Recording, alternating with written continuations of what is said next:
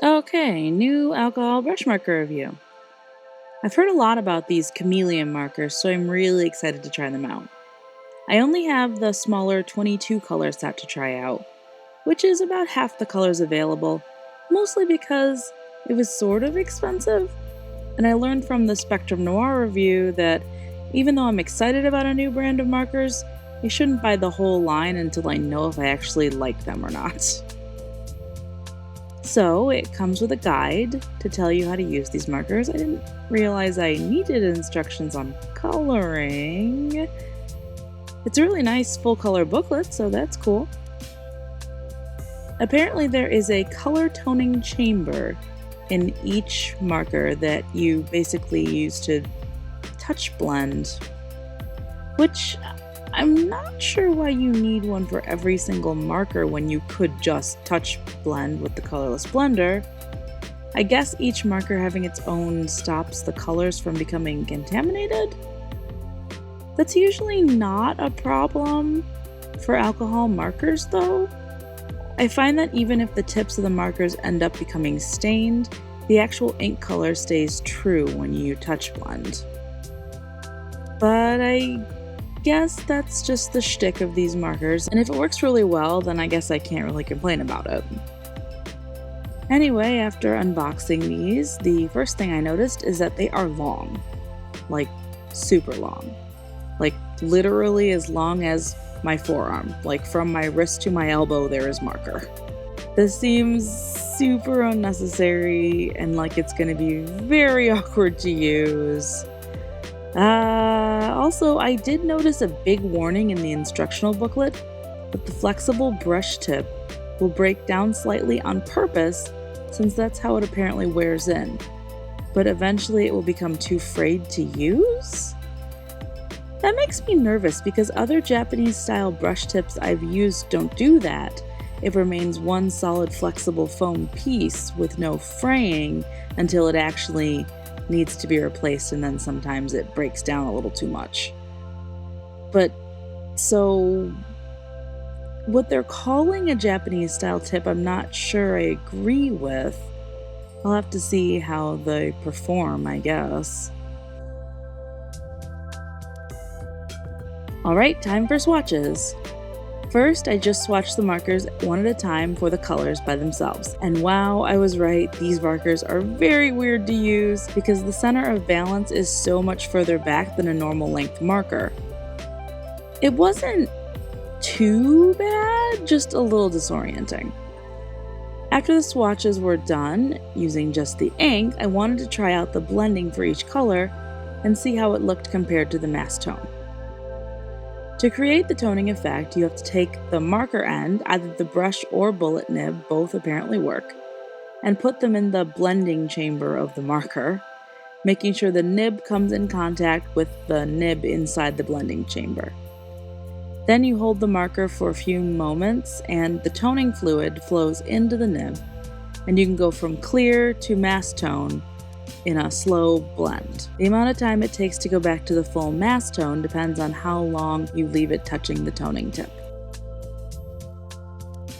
Now, I don't know if I just got some faulty markers or what exactly, but of the 22 colors I have, I think I counted that 14 didn't lighten or shade, no matter how long I left the nib inside the toning chamber. The ones that work fine, though I don't really like this system anyway. There's no way to lay down a solid layer of the lighter tone of any color, because it just slowly blends to the darker color as you use it. That would make using it lighter much less effective than just having a lighter color marker, since the color would be so unpredictable.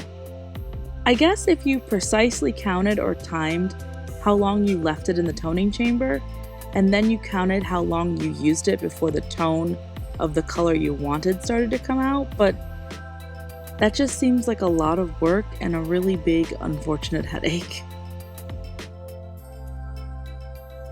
Moving on to tests. The bleed test was fine.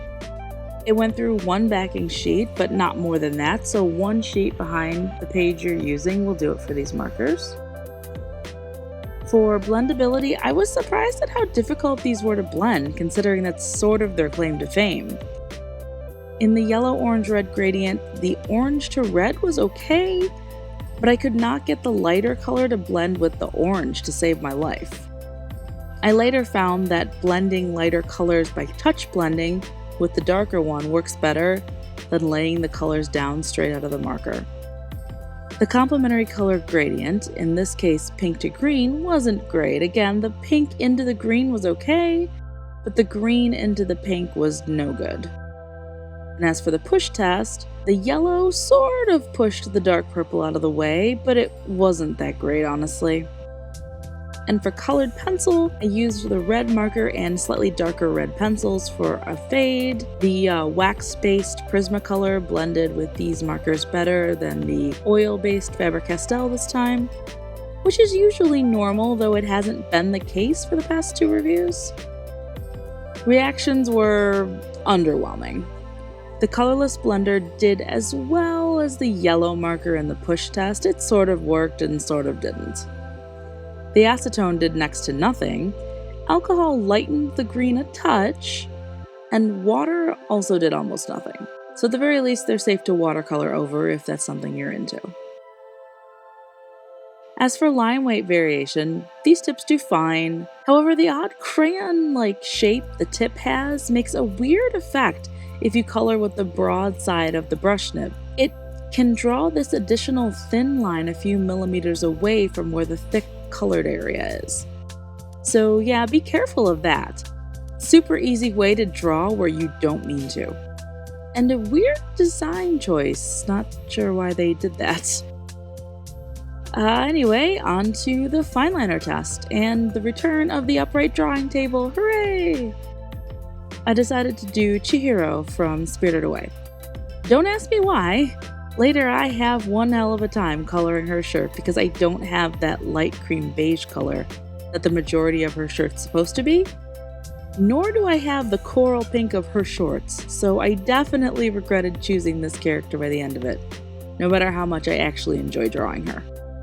Once the sketch was done, I sectioned it off as per usual for the 8 fine liners I test: Prismacolor, Zebra, Copic Multiliner, Faber-Castell, Unipin, Staedtler, Sakura Pigma Micron, and a dip pen with Indie ink.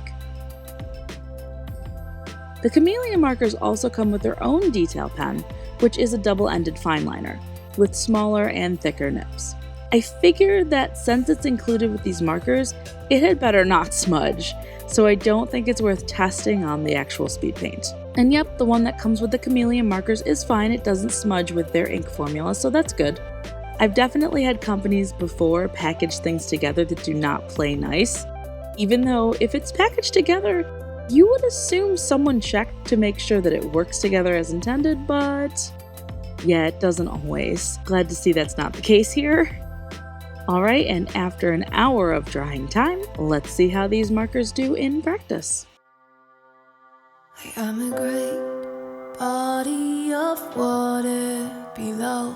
You go over and over me, and on clear nights I see you cross the sky. You appear as a thin curl.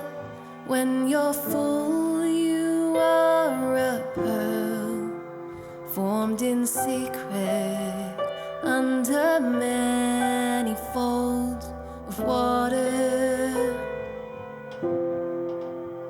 There are nights when the scudding clouds cover. You appear and disappear, gone for weeks behind cloud as thick as land.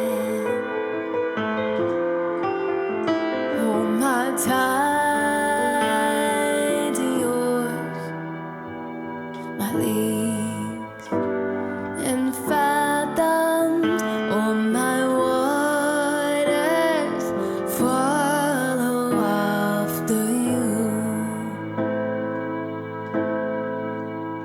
Then the sky cracks and screams, send up torrents of towering water themselves in swirling valleys. Roaring deep, I call to you. Remember those times when you rest on my waters, here and there, full and true, in both places. Oh, my tides, yours, my leaves and fathoms, all my waters follow after you.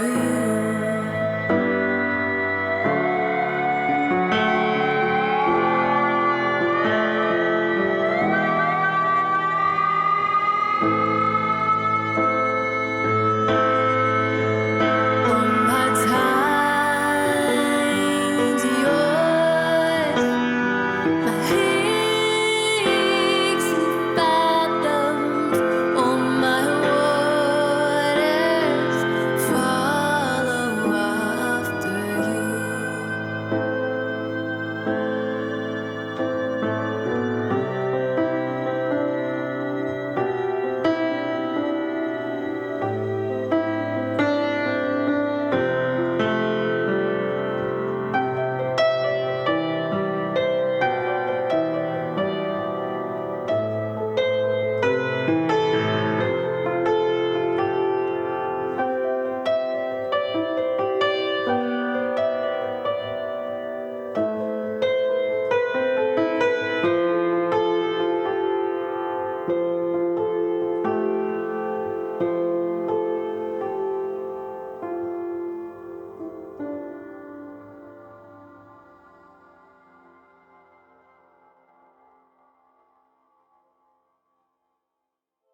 Alright, so here is the finished piece, and I just have to say, I was pretty underwhelmed with these. The toning chamber is just a gimmicky thing, it's not predictable, which makes it so it's not a reliable way to color. If you're shading very small areas, like Chihiro's ponytail holder for example, then yeah, it works fine. But I tried to do a larger area, her shorts specifically, and it just did not work out at all. It would take a lot of trial and error to learn exactly how long to add toner to these markers in the toning chamber to get a gradient of a certain duration, and even then, I would bet it matters if the toning chamber is full or happens to be running low on ink or something like that. There's just too many variables. Unless you really got used to these, I don't think their toning system is particularly practical.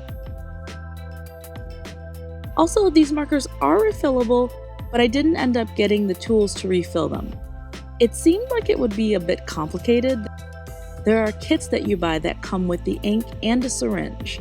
And if it's anything like the Copic system, which also uses a syringe to fill, it's a huge hassle and makes a mess. All in all, I'm glad I didn't buy more of these markers. I really don't like the shape or the length of them, and the toning and blending system is just not for me. Also, the nibs are a little odd. They did break in as I did this illustration, and I don't like the softer, slightly frayed quality they take on. It reminds me of a real brush nib marker that has individual fibers that make up the brush rather than the Japanese style flexible foam nib. Also, the nibs are quite short, and since the other end of the marker is a bullet nib, you rely entirely on the brush to fill in large spaces.